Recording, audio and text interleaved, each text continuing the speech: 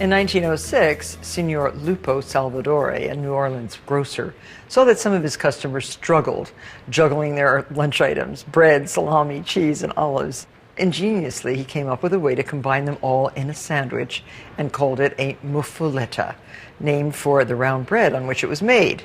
Now, I'm using a white country boule, a round country bread, and I've cut it in half, and I'm going to take out just the center, all the bready bread.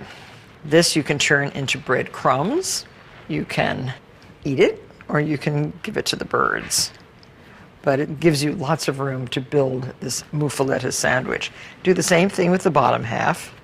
Comes out very easily. And what makes this muffuletta is the wonderful olive salad that we use to flavor the sandwich. Okay, so the bread is ready. Now the olives. Get yourself one of these little olive pitters if you like. Stick it in here like this and watch. The seed comes right out. And there is your olive. So this is perfect for small oil-cured olives. But it will not work for these giant green olives. So the easiest way is just to cut the olive off the pit like this.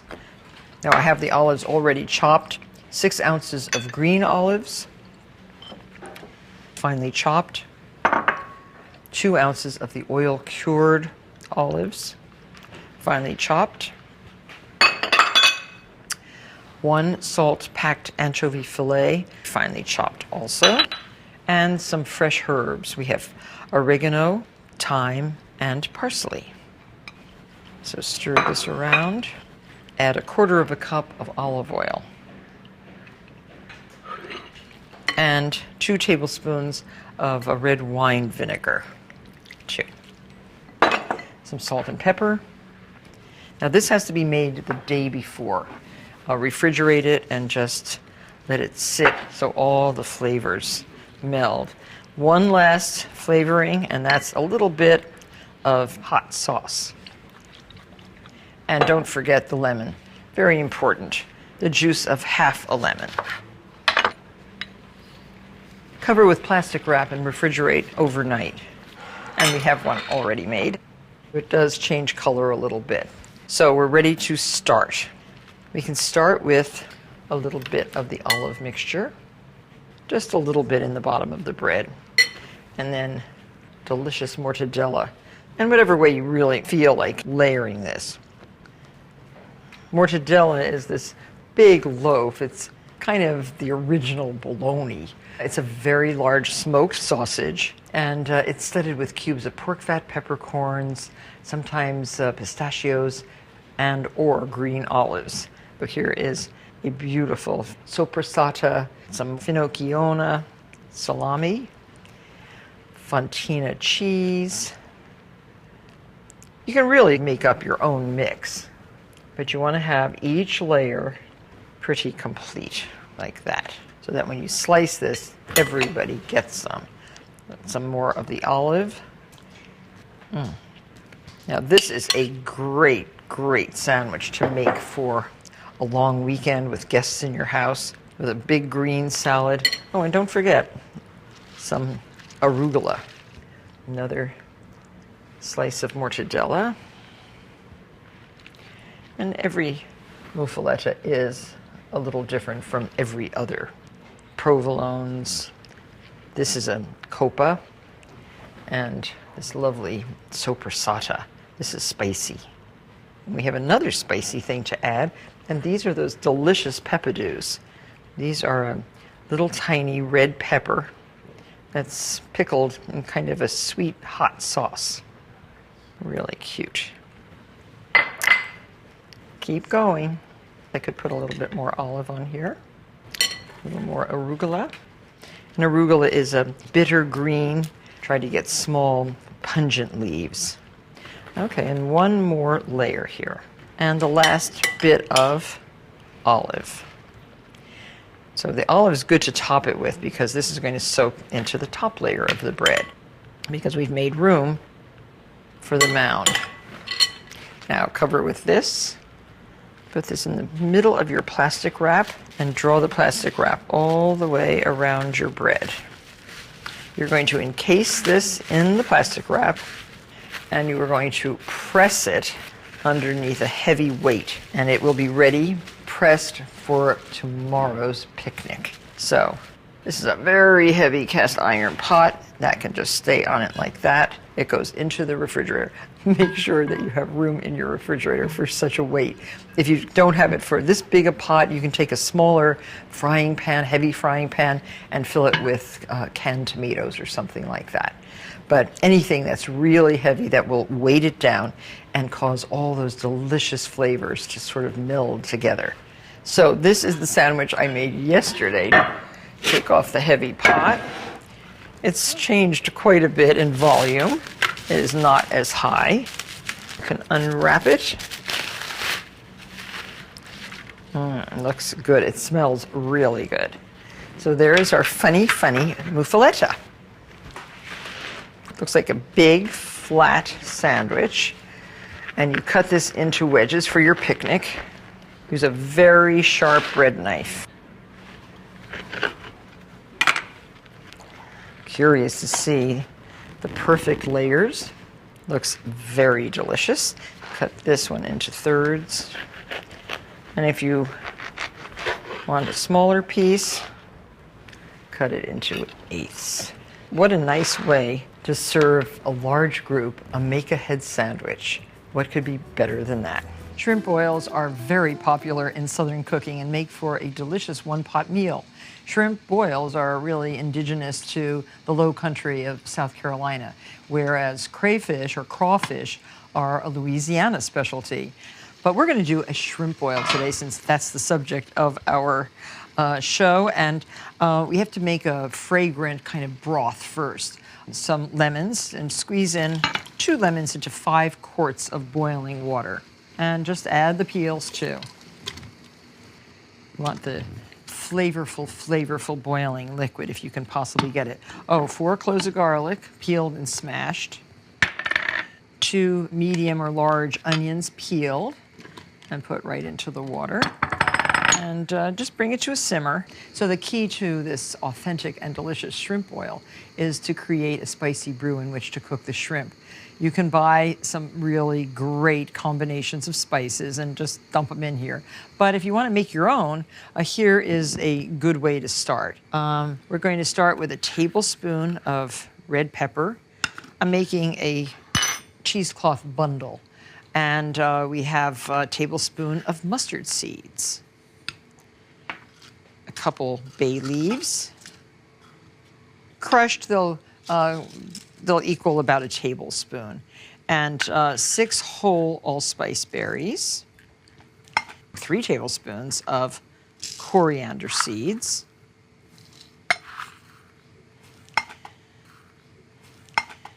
And 1 tablespoon of dill seed. Now that'll give you a nice fragrant mix. And if you like, you can sort of crush all this a little bit with a big fat rolling pin. Okay, I think that will be a fragrant mix. Tie this like this to seal in all those spices and then secure it with a piece of twine.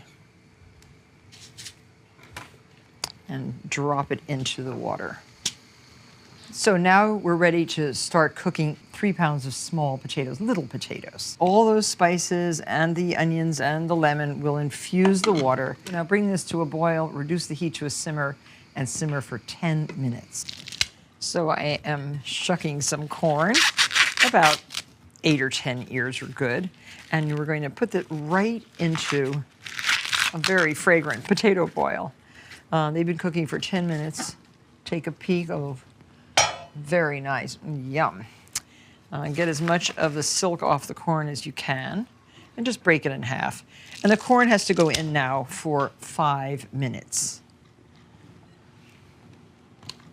And now bring that up to a boil again and boil partially covered for 5 minutes. I'm melting some butter and just mixing it simply with my favorite hot sauce.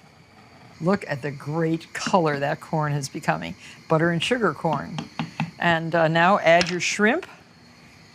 3 pounds, tails on, shells on. And make sure they get submerged in the broth. Very important. Cover again, partially. And I think our butter is melted. Yes. We'll make 2 ramekins of the spicy butter.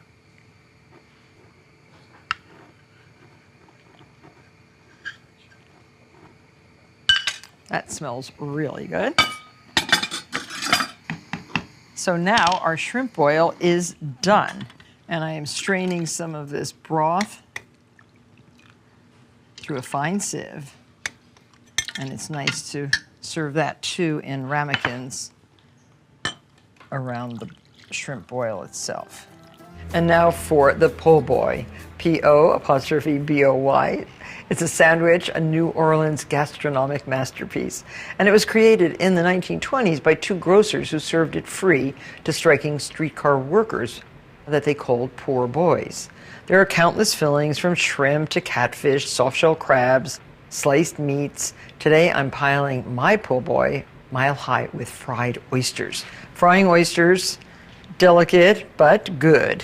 Into 1 cup of buttermilk, add a half a teaspoon of pepper, freshly ground black pepper, and a teaspoon of salt, and about a 1/4 teaspoon of cayenne pepper. So that is our liquid. The oysters have been shucked. Now we have 48 oysters, 4 dozen.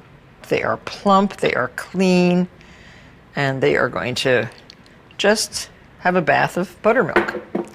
And you can sort of stir them around a little bit.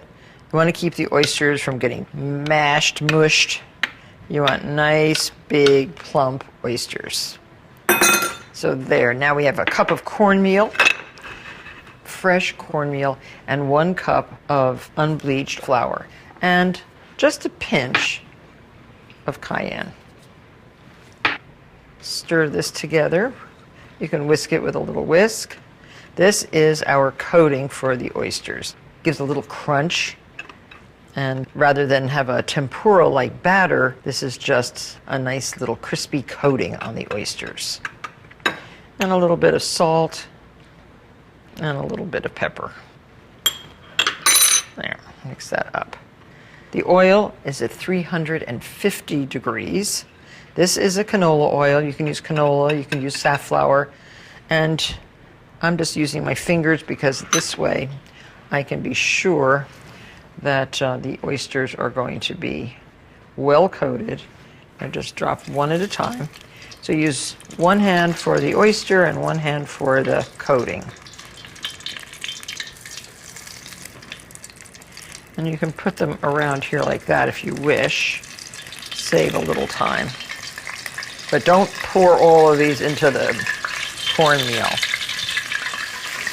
They're so pretty. They take just about 4 minutes or so. I think that first batch is ready to come out. So if you thought that frying oysters was time-consuming, you can see that it really isn't. Now, while they're still warm, sprinkle those with a little bit of salt. I love this spider because it really does allow you to get the food out of the oil without too much grease. After they're done, you're going to toast your buns. And these are top split buns, which are typical for lobster rolls. Doing very well here. So real important to watch the temperature of your oil, monitor it so it does not get too cool. There, okay, the oysters look great. And these are ready for our sandwiches. So now, toast the rolls. These are those top split buns. Just put them on a griddle pan and toast on both sides. And make sure you butter this side and that side. And 48 oysters, enough oysters for 8 po' boys. All right, and now the tartar sauce. 1/3 cup of homemade mayonnaise.